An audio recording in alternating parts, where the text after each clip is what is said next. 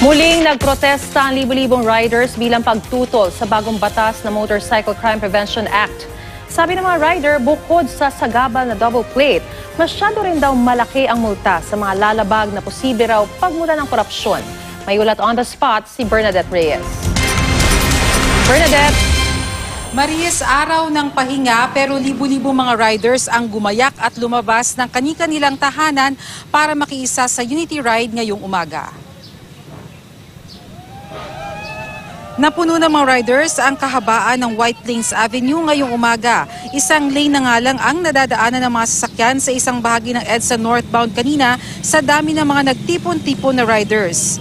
Pagpapakita raw ito ng suporta sa mga tinututulan nilang probisyon ng Motorcycle Crime Prevention Act, partikular ang double plate at hindi nila akmang sukat nito na maaari raw magdulot ng peligro sa kanilang mga riders. Masyado rin daw mataas ang 50,000 pesos na multa sa mga malalabag na probisyon ng batas. Magiging daan rin daw ito para sa korupsyon. Sa taya ng Motorcycle Rights Organization, nasa 50,000 hanggang 100,000 ang mga nakilahok na riders kaninang umaga sa EDSA. Kabilang na riyan ang security guard na si Marife na mula trabaho ay dumiretso sa Unity Ride. Pati na ang liaison officer na si JR na mula pa sa Mexico, Pampanga para ipakita ang pakikisa sa grupo ng mga riders. Ayon kay Jobert Bolanos, chairman ng Motorcycle Rights Organization, hindi raw sila nakonsulta ng Senado bago iniakyat ang panukalang batas noon sa Bicameral Conference Committee. Umaasa silang sa pagbabalangkas ng implementing rules and regulations ay mababago pa ang ilang probisyon. Sa panayam kanina ng DCBBK LTO Chief Assistant Secretary Edgar Galvante, mayroon silang 90 days para gumawa ng IRR. Bukas raw ang LTO sa mga ideya mula sa Riders Group para maisaalang-alang sila sa paggawa ng IRR. Naniniwala si Galvante na makakahanap sila ng paraan para maipatupad ang batas habang isinasaalang-alang din ang kaligtasan ng mga riders.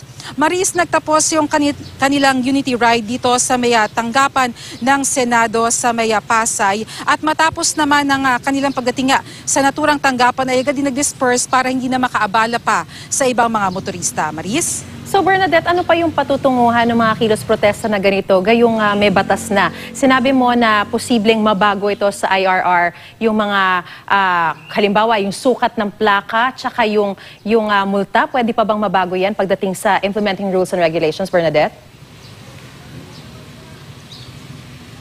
Tama ka dyan, Maris. Sabi rin kasi ng grupo ng mga riders, hindi naman daw sila tutol doon sa batas, lalo't nakikita naman nila na meron rin itong buting maidudulot dito sa ating lipunan. Kaya lang, umaasa sila na sa pamamagitan ng IRR ay meron mga ilang probisyon na maaaring mabago, kagaya nga nung nabanggit mo tungkol doon sa double plate.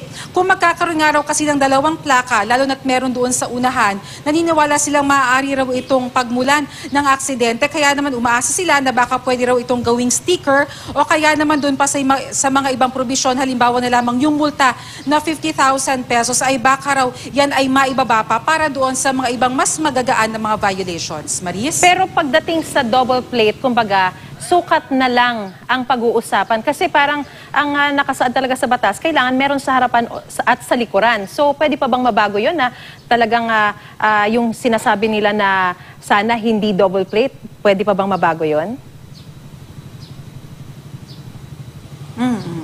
Maris, yung sa harapan na plaka na yan talaga yung isa sa mga tinututulan ng mga riders ay maaari rin daw lumabas doon sa IRR yung klase ng material na maaari nilang gamitin dahil kung gawa ito sa yero, kapag raw yan ay nilipad, lalo na kung sila ay nasa highway, maaari raw yan makasakit sa kanila. Pero kung yung tinatawag na decal o yung mga stickers, yan naman daw ay maaari rin mapag-usapan. Pati na rin yung pagpuposisyon ng mga plaka kung saan talaga ilalagay dahil sa napirmahang batas ng Pangulo ay hindi naman daw nakasaad in particular kung saan talaga dapat nakalagay yung mga plaka. Pagdating naman doon sa sukat, ang nakasaad daw doon sa batas ay hindi pa malinaw kung ano talaga yung exact na mga dimensions nito. Pero dapat daw ay 15 meters away. Ito raw ay dapat makita. Kaya naman sabi ni As Galvante, mainam raw na kumonsulta sa mga eksperto kung ano nga ba yung nararapat din na sukat para matansya nga rin naman kung ano raw yung mababasa rin sa ganung kalayong distansya na hindi rin makakasama para sa mga riders. Maris? Alright, so hintayin na lang natin yung kalalabasan ng implementing rules and regulations. Maraming salamat sa iyo, Bernadette Reyes.